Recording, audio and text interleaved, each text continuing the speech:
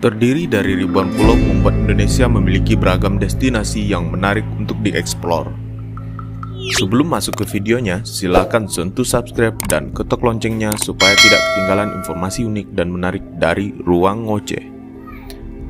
Salah satunya adalah Pulau Sumatera yang terkenal dengan pemandangan alam yang memukau. Tidak cuma pergunungan, banyak pula danau yang indah. Namun, di balik indahnya danau di Sumatera Barat, ternyata terdapat cerita mistis yang bikin bulu kuduk merinding. Salah satunya Danau Maninjau yang terletak di Kecamatan Tanjung Raya, Kabupaten Agam, Provinsi Sumatera Barat.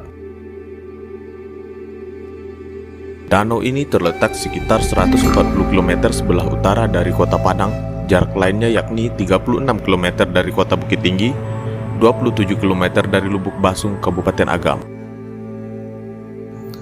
Meski sudah dikenal ke seluruh penjuru Nusantara, belum ada yang mampu menjelaskan asal-usul dari Danau Maninjau secara ilmiah. Nggak heran, banyak perkembangan mitos, cerita rakyat tentang sejarah Danau Maninjau ini. Dalam sejarahnya, Danau Maninjau memiliki ikatan dengan Gunung Tinjau. Masyarakat sekitar percaya bahwa danau ini bisa terbentuk akibat letusan Gunung Tinjau jutaan tahun yang lalu. Jika diukur nih, Danau Maninjau memiliki luas sekitar 99,5 km persegi. Jadi, bisa dibayangkan seberapa besar Gunung Tinjau sebelum pada akhirnya meletus dengan status danau vulkanik. Belum ada yang dapat memastikan secara ilmiah kalau danau ini merupakan hasil letusan Gunung Tinjau yang dimaksud. Akan tetapi, keberadaan gunung tersebut masih sering dipantau. Meski statusnya mati, Gunung Tinjau bisa saja berubah aktif. Lantaran secara ilmiah masih menjadi misteri legenda rakyat yang ada pada akhirnya menguasai kisah asal-usul dari Danau Maninjau. Salah satu yang paling tersohor adalah kisah Bujang 9. Alkisah, di sebuah daerah di Sumatera Barat ada sebuah gunung berapi yang amat tinggi bernama Gunung Tinjau. Di puncaknya terdapat sebuah kawah yang luas dan di kakinya terdapat beberapa perkampungan. Penduduknya hidup makmur dan sejahtera karena mereka sangat rajin bertani. Di samping itu, tanah yang ada di sekitar Gunung Tinjau amatlah subur karena sering mendapatkan pupuk alami berupa abu gunung. Di salah satu perkampungan di kaki Gunung Tinjau itu, tinggallah 10 orang bersaudara yang terdiri dari 9 laki-laki dan seorang perempuan. Penduduk sekitar biasanya memanggil mereka Bujang 9. Ke-10 bersaudara tersebut adalah Kukuban, Kudun, Bayua, Malintang, Galapuan, Balok, Batang, Bayang, dan lelaki termuda bernama Kacian. Sementara adik mereka yang paling bungsu adalah seorang perempuan yang bernama Siti Rosani, akrab dipanggil Sani. Kedua orang tua mereka sudah lama meninggal, sehingga Kukuban sebagai anak sulung menjadi kepala rumah tangga. Semua keputusan ada di tangannya.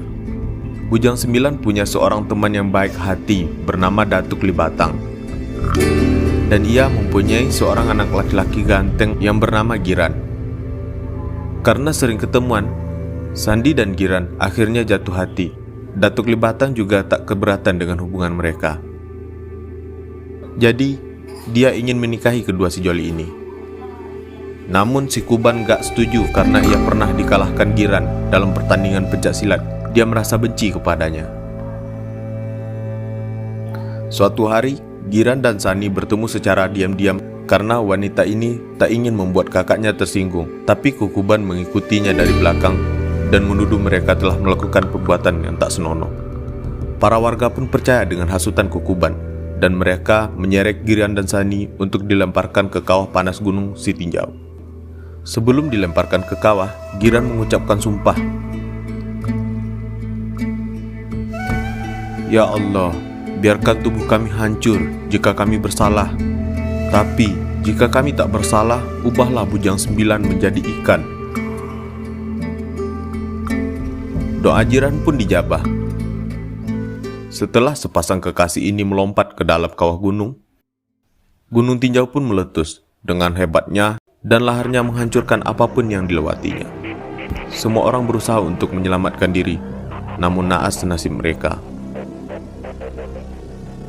Letusan Gunung Tinjau semakin dahsyat sehingga gunung itu luluh lantah. Tak seorang pun yang selamat dari letusan Gunung Tinjau. Gunung Tinjau berubah menjadi Danau Meninjau, dan di sanalah Bujang 9 hidup sebagai 9 ekor ikan.